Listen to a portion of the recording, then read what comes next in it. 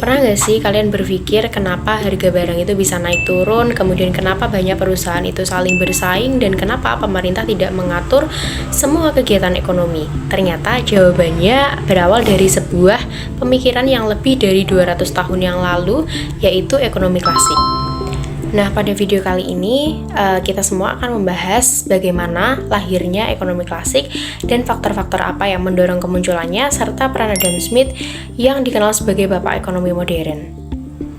Nah, sebelum ekonomi klasik ini muncul, banyak negara Eropa itu menganut sistem ekonomi merkantilisme, di mana dalam sistem ekonomi merkantilisme ini menekankan bahwa kekayaan suatu negara itu diukur berdasarkan dari banyaknya emas dan perak yang dimiliki.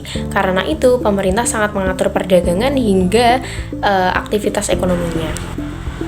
Namun, seiring berjalannya waktu, perubahan besar itu muncul dan membuat cara berpikir ini mulai dipertanyakan. Kemudian pada abad ke-18 di Eropa mengalami perubahan besar, yaitu revolusi industri, di mana produksi yang sebelumnya mengandalkan tenaga manusia digantikan oleh mesin, dan akibatnya produksi dilakukan secara massal, lebih cepat dan dalam jumlah yang lebih besar. Kemudian sudah muncul juga spesialisasi. Bayangkan saja jika restoran cepat saji itu ada yang khusus menggoreng, kemudian mengemas makanan dan melayani pelanggan. Pembagian tugas seperti ini kan membuat pekerjaan lebih efisien.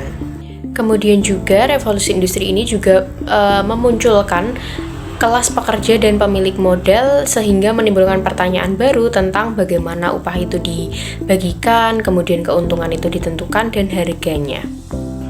Nah, pada masa yang sama muncul juga pergerakan pencerahan atau enlightenment yang menekankan logika dan kebebasan individu. Banyak pemikir mulai percaya bahwa manusia mampu mengambil keputusan sendiri tanpa harus selalu diatur oleh pemerintah. Nah, tokoh paling terkenal dalam lahirnya ekonomi klasik ini adalah Adam Smith, karena Adam Smith mencoba menjelaskan tentang invisible hand, kemudian free market, dan division of labor. Nah, dari faktor-faktor inilah lahirnya ekonomi klasik, dan ekonomi klasik ini adalah teori yang menekankan bahwa pasar bebas dan persaingan merupakan cara terbaik untuk mencapai kemakmuran ekonomi di suatu negara. Karena dalam sistem ekonomi klasik ini, harga terbentuk secara alami, kemudian dapat mendorong inovasi, produksi juga lebih efisien, dan keputusan ekonomi dianggap lebih cepat karena tidak melewati birokrasi yang panjang. Contoh inovasinya adalah banyak sekali perusahaan smartphone yang berlomba-lomba untuk berinovasi menghadirkan fitur-fitur baru seperti baterainya atau kameranya agar pasar masih mengingini produk tersebut.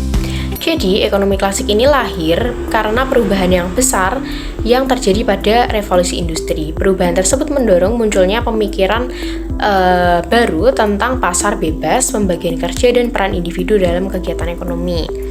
Bahkan, hingga sekarang banyak konsep ekonomi klasik ini masih kita temui dalam kehidupan sehari-hari. Kalau video ini bermanfaat, jangan lupa like, comment, and subscribe. Tulis kolom komentar menurut kalian apakah pasar bebas ini masih relevan di era modern. Sampai jumpa di video berikutnya.